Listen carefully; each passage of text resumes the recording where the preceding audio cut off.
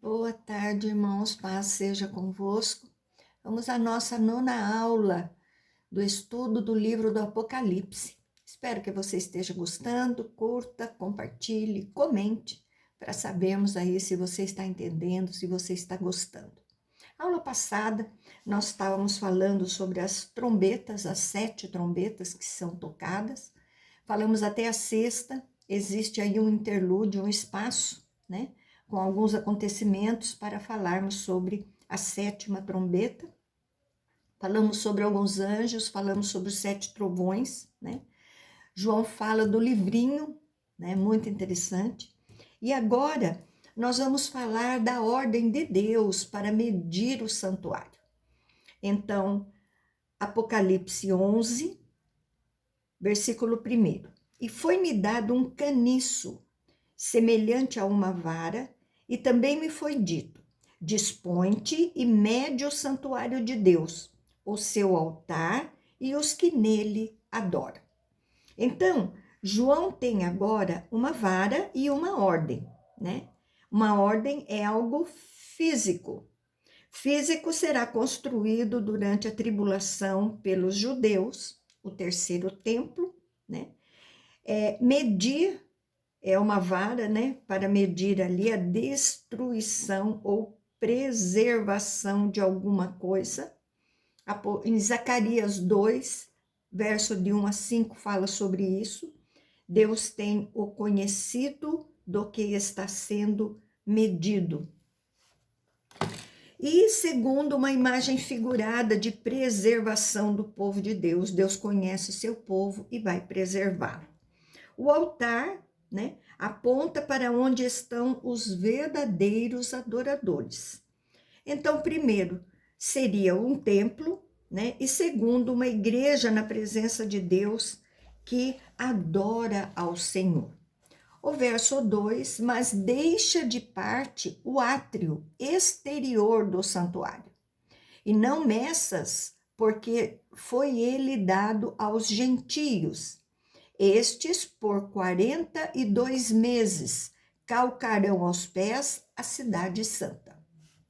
Então, falamos do local onde os gentios poderiam ficar, eles estariam separados, né?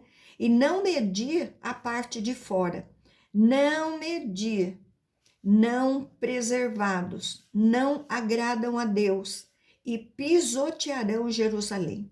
Então, é uma perseguição aos judeus, o templo físico, o povo de Deus perseguido pelos gentios. Tem povo de Deus no meio das tribulações e tem os que perseguem o povo de Deus. É uma batalha entre o bem e o mal. 42 meses, lá no livro de Daniel 7:25, fala 3 anos e meio. É o tempo de perseguição, é uma duração limitada pelo Senhor e tem o seu povo nas mãos medidos. Deus conhece seu povo, ele sabe os que são seus e estão ali no meio dessa perseguição. E a figura do santuário representa o povo de Deus, né? E a perseguição será mundial. Agora, as duas testemunhas, né, mártires. Capítulo 11, verso 3. Darei as minhas duas testemunhas que profetizem por 1260 dias, vestidas de pano de saco.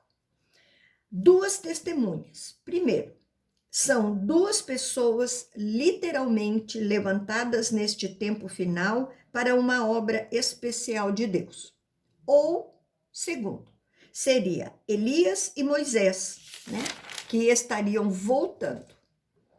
Representam a igreja testemunhando sobre o evangelho a Israel para que eles se convertessem. E no final dos tempos e ao mundo, então são ligações. Deuteronômio, exigindo 2 ou mais pessoas para testemunhar. Então é uma simbologia. 3, trabalham com os dois. Testemunha da igreja através dos tempos a respeito de Jesus. Nesse período, 2 profetas se levantarão de forma especial. O fato é que elas trazem mensagens do Senhor para o mundo em 3 anos e meio. Pano de saco é a ideia de arrependimento, é uma mensagem de arrependimento, mas a mudança de vida. Verso 4, são estas as 2 oliveiras e os 2 candeeiros que se acham em pé diante do Senhor da terra. Zacarias 4,12 diz assim: tornando a falar-lhe, perguntei: que são aqueles 2 raminhos de oliveira que estão junto aos 2 tubos de ouro que vertem de si azeite dourado? Oliveira e candeeiros, sacerdote Josué como uma oliveira e o governador Zorobabel. Zacarias 3:1 e Zacarias 4:6 e 7 indicam ser testemunhas de Deus com autoridade dada pelo Senhor, em pé, prontos a realizar a missão que o Senhor havia lhe entregue às mãos. Verso 5, se alguém pretende causar-lhes dano, sai fogo da sua boca e devora os inimigos. Sim, se alguém pretende causar-lhes dano, certamente deve morrer. Então, dano é perseguição, não traz resultado que querem, não serão destruídos, Deus não permitirá, né? O fogo é o fogo de Deus, é o juízo de Deus. As 2 testemunhas prevalecem, os inimigos são abatidos pelo Senhor. Então, a igreja continua e os perseguidores morrem. A obra será realizada. Verso 6, elas têm autoridade para fechar o céu, para que não chova durante os dias em que eles profetizarem. Tem autoridade também sobre as águas para convertê-las em sangue, bem como para ferir a terra com toda sorte de flagelos, tantas vezes quantos quiserem. Então, a relação com Elias no templo de Acabe, para que não chovesse, a ideia é mais ou menos parecida. Nas águas convertidas em sangue se lembra Moisés. Essas testemunhas farão coisas sobrenaturais, milagres, sinais perceptíveis aos homens, para que haja arrependimento. Será um tempo de grandes manifestações do poder de Deus. 11:7. Quando tiverem então concluído o testemunho que devem dar, a besta que surge do abismo pelejará contra elas e as vencerá e matará. Então, tem um período para as testemunhas trabalharem. Então, tem um começo e tem um fim. Qualquer sofrimento, né, da nossa vida, ele tem um início e tem um fim, né? A própria palavra de Deus diz isso. Então, terminado o período, é a oportunidade, onde ainda podem se converter, depois não haverá mais essa possibilidade, a perseguição é grande contra a igreja, onde Deus vem em seu socorro. Besta, nós vamos estudar no capítulo 13, o anticristo, o homem da iniquidade. Abismo, a origem satânica dessa pessoa, que entrará em guerra contra as testemunhas, que representa a igreja. Vitória do mal, como plano de Deus, parcial e não final. Vencerá e matará. A morte física do cristão é o começo do encontro com Cristo. Então, veja bem você aqui, Deus dá a permissão para que o mal vença. Então, por isso que ele diz, haverá mortes. Verso 8, e seu cadáver ficará estirado na praça da grande cidade, que espiritualmente se chama Sodoma e Egito, onde também o seu Senhor foi crucificado. Então, o cadáver é a morte das 2 testemunhas, a praça da grande cidade é Jerusalém, né? Estarão expostas as 2 testemunhas mortas como humilhação, que era indigno, né? Uma pessoa morta estirada no chão. A besta vai tentar humilhar com perseguição à igreja. Sodoma e Gomorra são símbolos de hostilidade contra o povo de Deus. Essa Jerusalém espiritual é alguém que rejeita Cristo, hostilidade do mundo que se levanta contra os servos de Deus, direcionados pela besta. Temos a ideia de que pessoas que rejeitarem a obra de Cristo e demonstram que são perseguidores do povo de Deus. Verso 9. Então muitos dentre os povos, tribos, línguas e nações contemplam os cadáveres das duas testemunhas por 3 dias e meio e não permitem que esses cadáveres sejam sepultados. Então, todos contra o povo de Deus. Judeus perseguem e o resto do mundo apoia. Então, o mundo se une contra Deus e seus servos. Apoiam que a igreja está sendo diminuída e perseguida. 3 dias e meio é a metade de 7. É o período completo de maldade, reduzido à metade. Deus não permite que a maldade complete seu ciclo. Que querem a máxima humilhação para as testemunhas, o que falam não é real. Nós falamos aqui desde o princípio em que o livro do Apocalipse é o livro da esperança. Então, perceba bem, em todo tempo o mal está ali presente, mas também em todo tempo Deus está protegendo seu povo. Verso 10, os que habitam sobre a terra se alegram por causa deles. Realizarão festas, enviarão presentes uns aos outros, porquanto esses 2 profetas atormentaram os que moram sobre a terra. Os ímpios não aceitam a palavra de Deus. O mundo pagão se alegra pela morte das testemunhas. O mundo está unido contra Deus. Os profetas falam a palavra e o mundo não aceita. Então, na derrota das testemunhas dos profetas, eles comemoram, eles fazem festa. Se ouvissem os profetas, seria a salvação deles, mas eles não fazem isso. Verso 11, mas depois de 3 dias e meio, um espírito de vida, vindo da parte de Deus, neles penetrou, e eles se ergueram sobre os pés, e aqueles que os viram sobreveio grande medo. Mas depois, fazendo festa por um tempo, eles acham que venceram. Ezequiel 37 fala do vale dos ossos secos, né? Então é a ressurreição, reviveu e causam espanto aos que acham que a besta tinha vencido. Então outra interpretação é que a igreja sempre ressurge. Ela cresce em meio à perseguição, é renovação da parte de Deus. Alguns pensam que aqui fala do arrebatamento.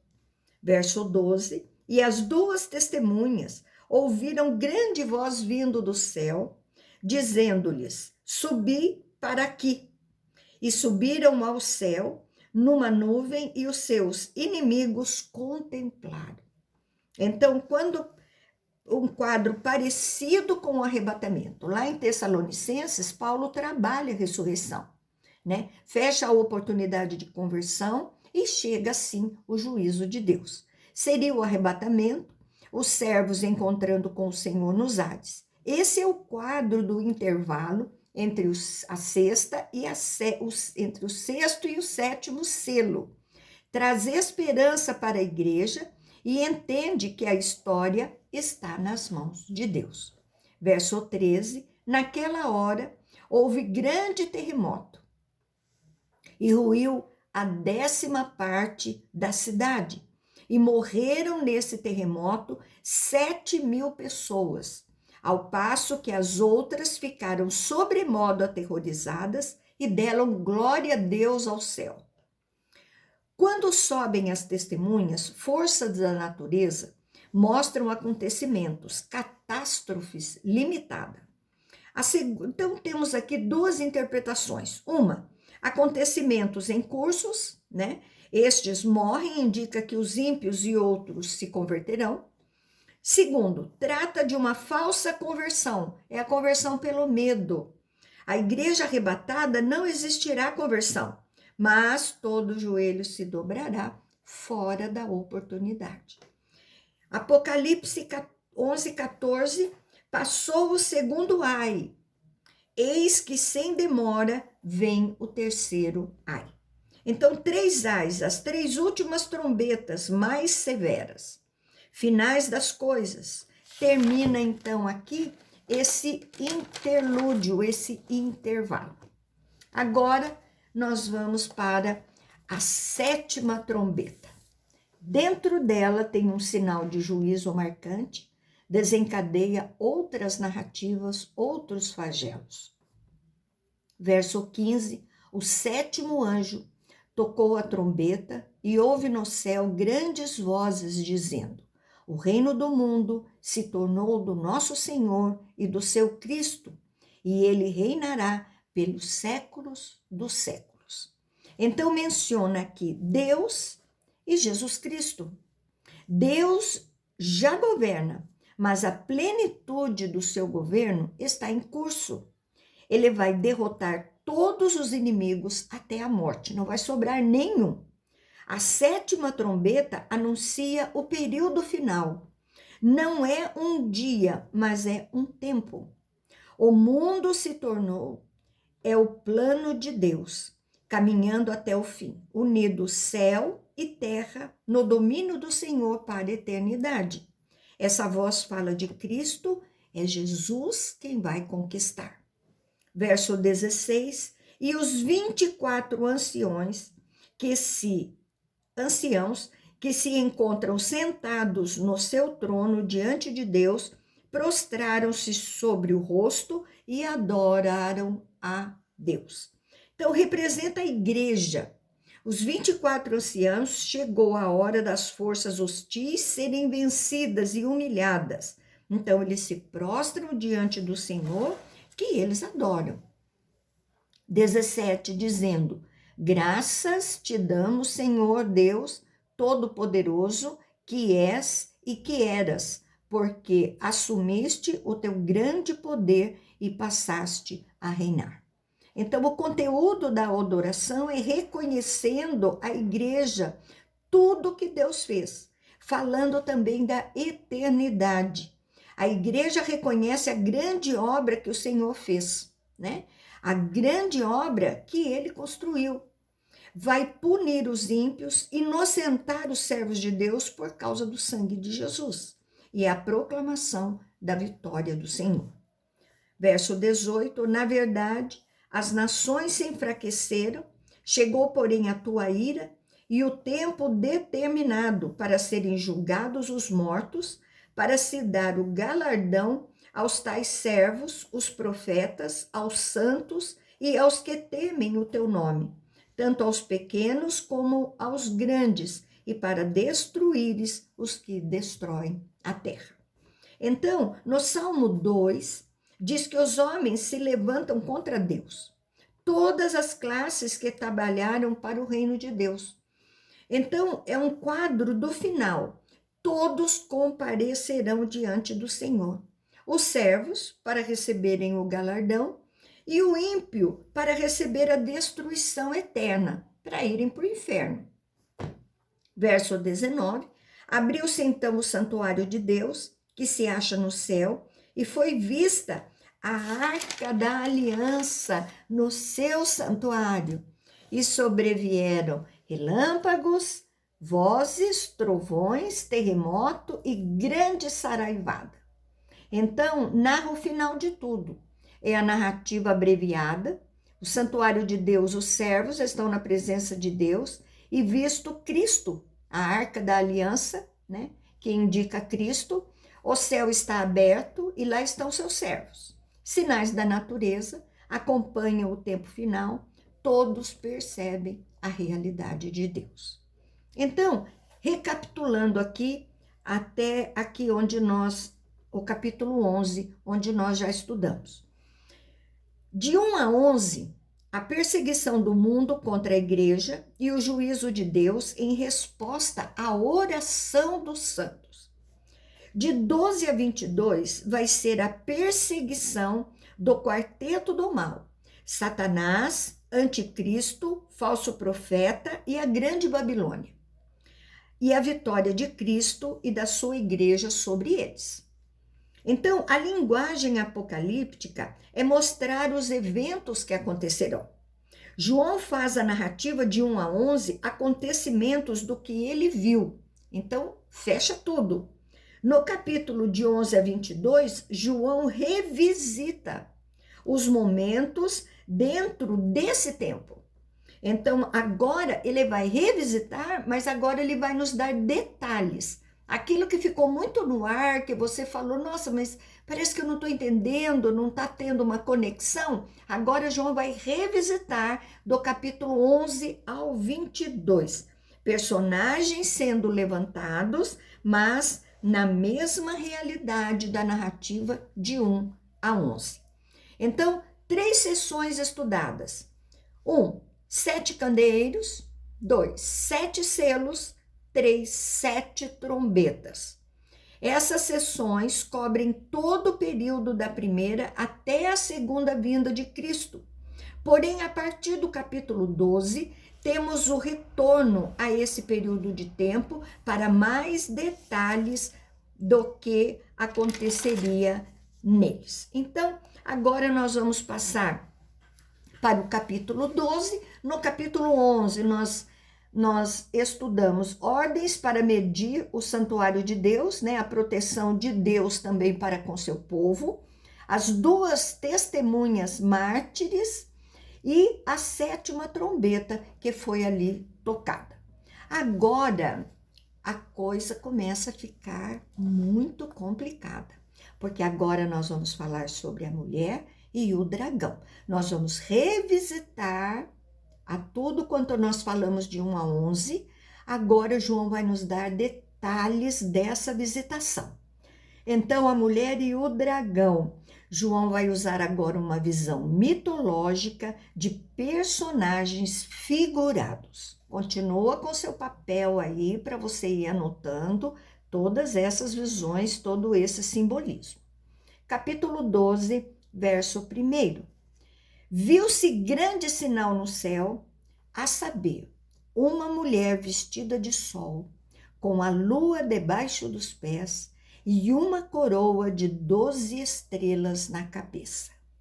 Então, João vendo da terra um sinal no céu. Então, é espiritual em forma figurada. A mulher, nós temos aqui 3 possibilidades. Os católicos dizem que é Maria, mas não tem como ser Maria, né? Nós sabemos disso. Os evangélicos, que é Israel. E 3, a igreja em todos os tempos, todos os servos de Deus. Aqui nós vamos ver que a melhor opção é que é Israel, que é a igreja, né? Toda a igreja em todo o tempo. Vestida de sol é uma figura gloriosa que vem de Cristo. Lua debaixo dos pés traz a ideia de domínio. Israel e igreja têm Deus como dono de todas as coisas. Cristo é o vencedor, é a característica do nosso Senhor. E a coroa de 12 estrelas quer dizer realeza, glória e que são vitoriosos. Verso 2, que achando-se grávida, grita com dores de parto, sofrendo tormentos para dar à luz. Então a mulher ficou grávida. Então não cabe ali a Maria, né? Grávida indica Messias, que vem do povo de Deus, descendência de sangue. Grita e dores, tudo que o povo de Deus passou até o momento, né? Com o nascimento dele. Perseguições, inimigos e até a vinda do Messias. A visão está girando aqui no nascimento de Jesus. Então, foca lá.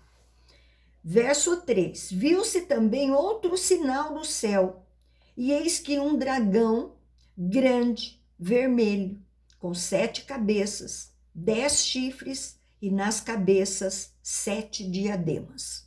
Então, o primeiro foco foi a mulher grávida, com dificuldades para dar à luz o nascimento de Cristo.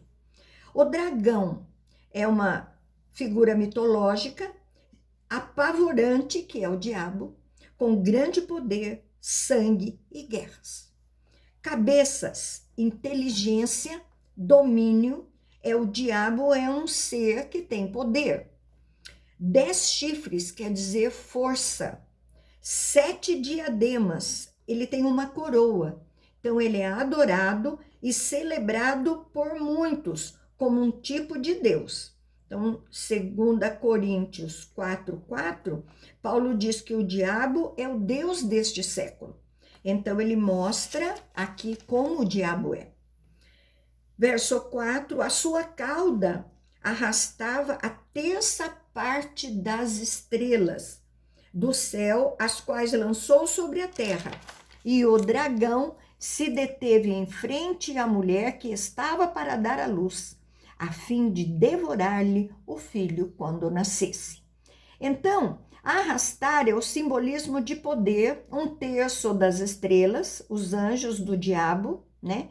Tem anjos na presença de Deus, que foram jogados sobre a terra, ou simboliza a força que o diabo tem, né? Essa visão é a melhor. E o diabo buscando impedir a continuidade da missão da mulher dar à luz, impedir o nascimento de Jesus, né? Com o objetivo de barrar os planos de Deus.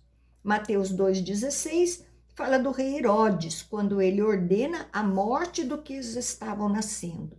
Então, mostra aqui todo o esforço de Satanás para impedir o nascimento de Jesus. Amém?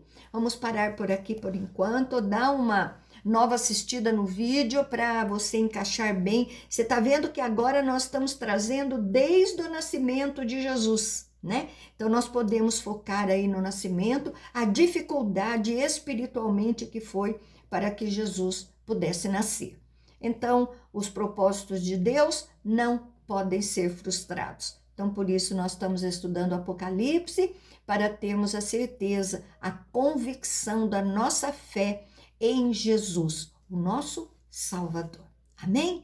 Que você tenha aí um restante de dia, né? Um final de tarde muito abençoado, tenha gostado desta aula e vamos para a próxima, a semana que vem, se assim Deus permitir. Amém? Fique com Jesus e aí um beijo no seu coração.